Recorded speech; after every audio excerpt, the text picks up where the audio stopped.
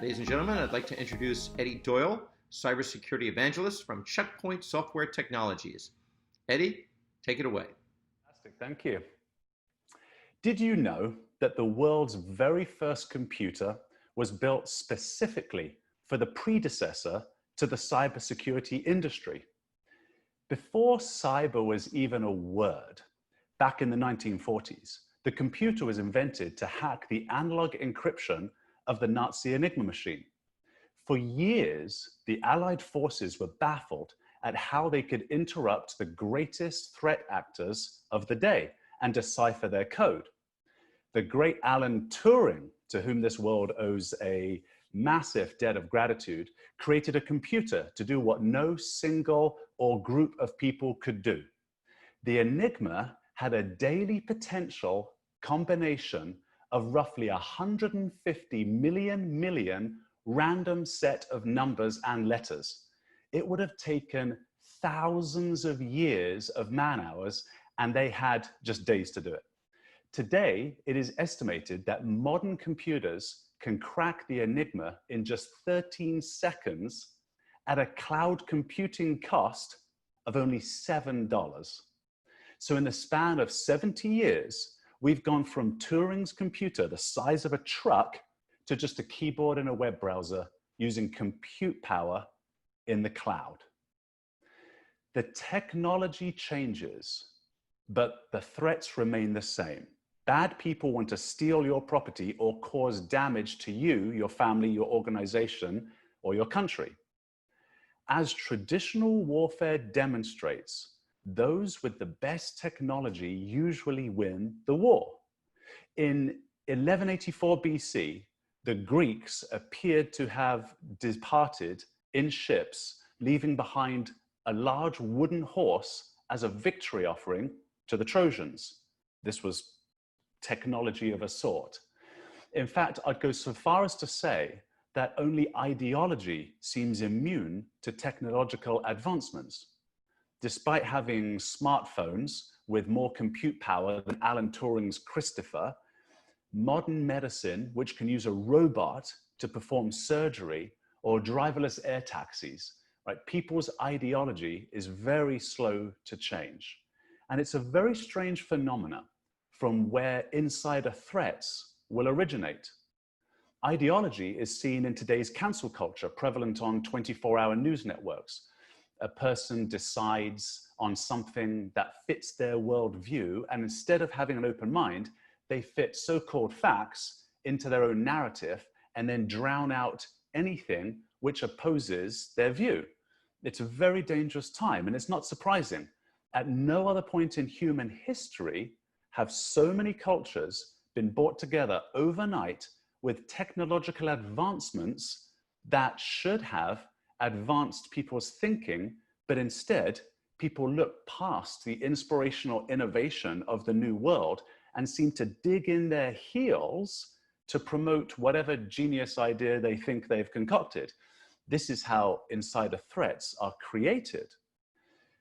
Take the infamous case of Edward Snowden, glorified as a defender of truth. Now, my view on Snowden has been very unpopular in cyber circles since his 2013 theft of classified intelligence. But let's model healthy disagreement for just a moment, since today's cancel culture seems to lack the maturity to listen to opposing thoughts.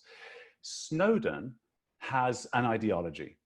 What else would drive a man, right, living on taxpayer dollars in Hawaii to risk life imprisonment and abandon his family? This is the power of an ideology. But the reality is that the Pentagon and CIA are actually very forthcoming about policies and procedures. Take enhanced interrogation, for example. Waterboarding was being used at the beginning of the Iraq War, and the Pentagon said, we're not so sure about this, so let's put it out there for public debate in a controlled, safe fashion so we don't compromise troops and assets and have a public debate. The American people were outraged and said, no, we don't want to be the nation that tortures. So the program was shut down. Snowden claims to have redacted his theft, but his Pulitzer Prize winning chasing substandard journalists had no idea what they were doing, and the lives of brave servicemen and women were unfortunately compromised. All they did was bring forward information prematurely at the cost of lives when Western democratic governments were and are already bringing these topics to public discussion anyway. So here's an irony. For all the rhetoric we hear in news, life is so much better today than it was even 10 years ago, and definitely better than it was when Turing invented the first computer. There's less violence, less poverty. The global GDP in 1960 was 66 trillion. Today, it's 88 trillion. Do you know that more people die of obesity-related diseases around the world today than from starvation, which is progress of a kind, I suppose. But it's progress of a kind, I suppose. So why is it that all we seem to hear are the screams of people saying how bad life is? It's the same problem we face in cyber. We only hear about the hacks, which is totally unfair to you, the cyber community. The threat actors can be wrong 99% of the time. They only need to be right once. You, on the other hand, need to be right 100% of the time. You only need to be wrong 1%. When you're wrong once and the media is all over you, but you are 99% right. At any university, for almost any other job on the planet, a 99% track record would be outstanding. We need some perspective, the same kind of perspective that Alan Turing had to force within the British intelligence communities when he was building this thing, later known as a computer. You see, when true innovation occurs, it disrupts people's thought patterns. It's not easy to understand. But in thinking about it as innovation, it might give non-cyber folks some patience to understand us.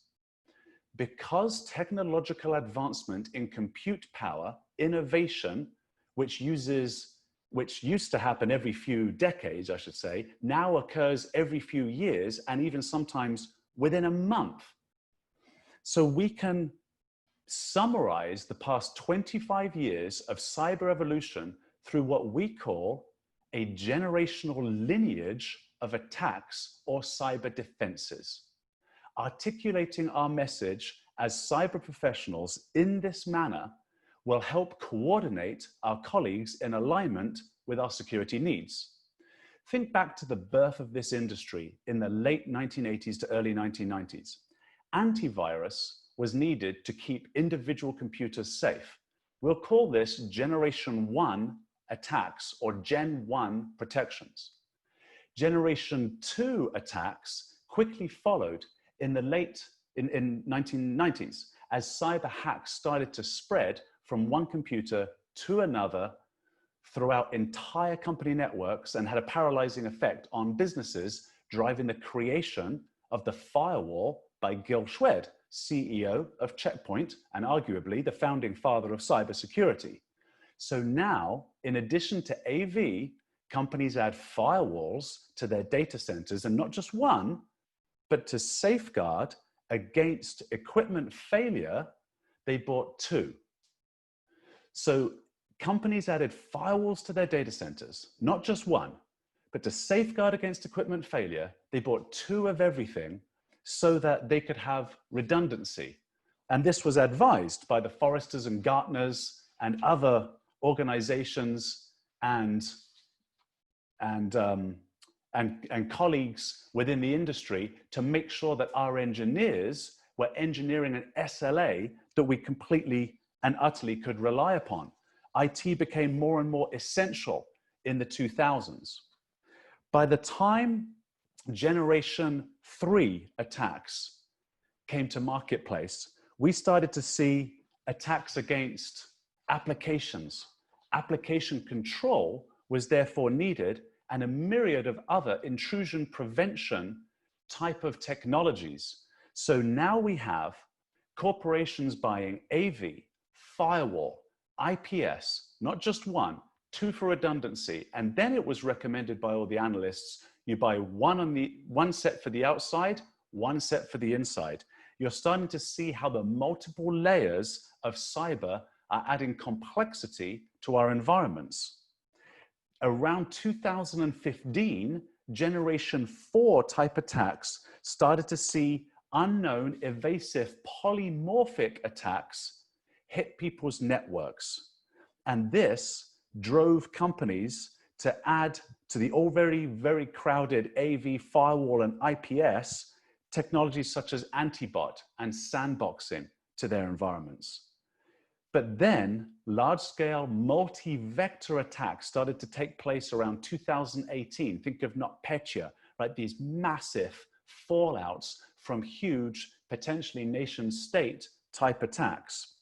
And so in addition to AV, firewall, IPS, sandboxing technologies, anti-bot, we add threat prevention, cloud technologies on top of this. And to exacerbate the problem, and in an effort to satisfy consumer demand over the past few years, tech companies have continued to advance their compute capabilities. And so cybersecurity technologies listed here were also replicated for people's personal devices, IoT devices.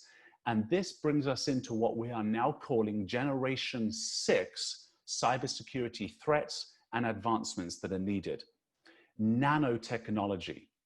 The development that's taking place right at the cutting edge of our systems at the moment is to actually start pivoting the problem of the cloud by using the strength of the cloud, the elasticity of the cloud, so that we build our own threat cloud to service any device that's out there, including all of the billions of IoT objects in the marketplace. Now, the problem with developing and building layer upon layer upon layer of these technologies is that you have too many blinking lights in your data centers, ladies and gentlemen. This is the enemy of preventative architecture. And with our dying breath at Checkpoint, we will maintain that prevention, not detection, is the only methodology of true architecture for a cybersecurity network. Now, of course, the elephant in the room for prevention are false positives. What if a false positive, if I get rid of that any rule at the bottom of my rule set, and a false positive slows my business down to a crawl, I'm going to have a very uncomfortable dialogue with the CEO. We understand this, and with a hand on my heart, we empathize with this, but it's not nearly as scary as you might think. In actual fact, the CEO, the general counsel, the CFO, all of these people actually understand and calculate downtime into the business. The weather, for example, causes downtime in some businesses. Employee sickness, strikes. There are multiple factors that the C-suite within any organization currently understands as something that needs to be priced into the equation so that our corporation can continue running when, not if, there is a disruption in business flow. Now, that's not to say that you can tolerate an unlimited amount of disruption, but it is to say that you can ask the uncomfortable question. You can ask the question to the business, how much downtime could we tolerate? Now, that's a horrible question. We get that. But as I said, employee strike, sickness, weather, whatever it might be, that is a question that is modeled into the business. Once you know the answer, it could be 10 minutes a month, which is an eternity in our world. We can engineer an architecture in full prevention mode for your organization, getting rid of that any rule so that we no longer have what we would call a super fast router. But what we do have still is a blinking lights problem. Complexity is the enemy of security. If security isn't simple, it isn't followed. A perfect example of this is the requirement of alphanumeric passwords for all of our users. Now, we know what has happened with this. We've been battling this for 20 years. We've gone to the smartest people in the world, like PhD mathematicians and linguistics experts, given them a Western QWERTY keyboard and said, make the most robust security system you possibly can with this thing. Upper caps, lower caps, digits, numbers, minimum 8 letters, alphanumeric nightmare. And NIST's latest guidelines no longer recommend that users change their passwords on a regular basis because people tend to run out of complicated things to remember. It actually reminds me of a time when I walked into a pub and I said to the bartender, what's the Wi-Fi password? I just need to log on. He said, oh, you have to buy a drink first. I said, okay, fine, I'll buy a Guinness. He said, is a porter okay? I said, sure. So then after the porter came, I said, hey, what's the Wi-Fi password? He said, you have to buy a drink first. No capital letters, no numbers, all lower caps. So that drink cost me $10 back in those days. But this is the problem that we have, is that we have no idea how to, we've basically given the burden of security to the rank and file who do not think in ones and zeros like we do, because we were drawn to this industry, because we've created systems that are overly complicated. CISO magazine, CISO Online, has estimated that the average enterprise corporation has 70 cyber vendors in its network. Now, I actually think this is a little bit of an overstatement, but I can believe they have around 50. So imagine this, you've got 50 different vendors in your network. You've likely got multiple redundant devices and for each location. So this is thousands of things and blinking lights to manage. And so your SIM, you get a SIM to make sure you can manage all of these blinking lights, but it's still blinking a lot of lights. And you're afraid that the business will slow down to a crawl if indeed there's a false positive. So you throw that any rule in.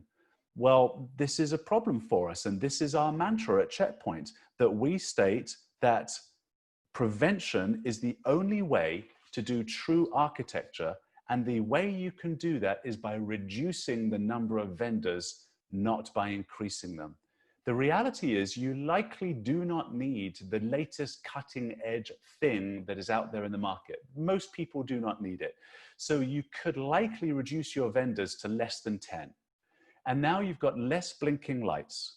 And you can engineer an SLA to the business. 10 minutes a month, as I say, is an eternity. Now, some businesses, financial institutions, a minute on a trading floor is an eternity. It's still a math problem, though. This is still a math problem for us. And there is an organization out there that does this, an enterprise organization. There are actually quite a lot, but I can think of one in particular that you, the audience, this enterprise organization. They are in entirely full prevention mode in their architecture. Who are they? I mean, I can go into the details of how, but we need to do that over a longer period of time. So I'll just tell you the who. It's us. We drink our own Kool-Aid at Checkpoint. So we are in full prevention mode. We're an enterprise organization with thousands of employees, billions in revenue, situated, by the way, in the Middle East. So it's the subject of multiple cyber attacks all the time. And we don't just survive them, we thrive. And yes, we have false positives that impact the business. The question is not, will you have one? It's when you have one, how can you manage it for the least amount of disruption and never have to suffer the same false positive again?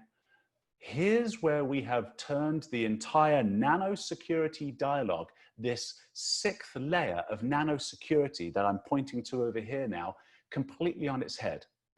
So IoT devices that with the advent of 5G are coming your way, whether you like it or not. This is the shadow IT experiment that we did back in 2012 was just a warm-up for what's about to take place here. It is estimated that today there are 6 billion IoT objects in the marketplace. It's currently a $152, I think it is, billion industry. By the year 2025, there will be 21 billion IoT objects, and it will be a multi-trillion-dollar industry. So if we've got kids, we need to get them into IoT. But there'll be so many things coming your way that this will be too much to manage. Our answer to this problem is simply that we have already created a threat cloud that processes over 10 trillion access logs a day. we identify 86 billion indicators of compromise a day, which, by the way, we give all of that away for free. So that is all for you guys. You can go to our website, go to checkpoint.com, search around there for our IOCs. You'll see them free of charge, 86 billion a day. To give you a point of reference, because these numbers are so huge, guess how many Google searches there are in a day? Now think, billions of people on this planet, over 50% of people are connected to the internet now. I use Google, I don't know how many times a day. There must be a lot. There's actually only 6 billion a day. There are 6 billion Google searches a day. This little company, Checkpoint, albeit that we are a little enterprise company, processes 86 billion indicators of compromise every single day. Shows you how busy the bad guys are. This results in us identifying 25,000 new and unique type of attacks every single day, right, within our systems. Now, that's just to show off and give you an example of how big this cloud is that we've built. So now, get this. You'll have IoT devices come your way. Our intent is to provide a very light footprint of security on every device out there, right? So whether it's a mobile device, an IoT device, a tablet, a desktop, it doesn't really matter to us anymore, because the intelligence of security will live in the cloud. Now we use the elasticity of the cloud so that anytime one of these IoT devices sees a threat, it calls home to the cloud. If we have the signature for it, we apply it immediately. If we don't, we code, if it's a 0 day, if you happen to be one of those, we code that immediately and then apply that code to the threat. Here's the beautiful thing. No matter where you are in the world, after we've seen the threat once, the data, of course, where it comes from is anonymized, right? It's all scrubbed. We can apply the same signature to all IoT devices and other devices across networks, across our 100,000 customers globally. So as soon as we see, I can see we're starting to wrap for time. I've got it, it's all good. As soon as we see the threat one time, the 999,000 other customers that we have are the beneficiaries of seeing the attack the very first time. So ladies and gentlemen, it looks like I have to wrap fairly soon. Here's my invitation. I have a fairly unique name, Edwin Doyle Manhattan. Type that into LinkedIn, you'll find me, I'm the only one. And I would love to continue this conversation with you in public forum over LinkedIn's newsfeed, engage you with our local resources in the area in which you're living, and actually sit down and go through this math problem with you and engineer a prevention architecture to the SLA that your business needs. It's a math problem, ladies and gentlemen, and there are smart enough people out there who can help solve this with us. With that, I wish you all good luck. All right, thank you again for joining us, Eddie. Hopefully we'll see you soon at one of our next events. Stay safe.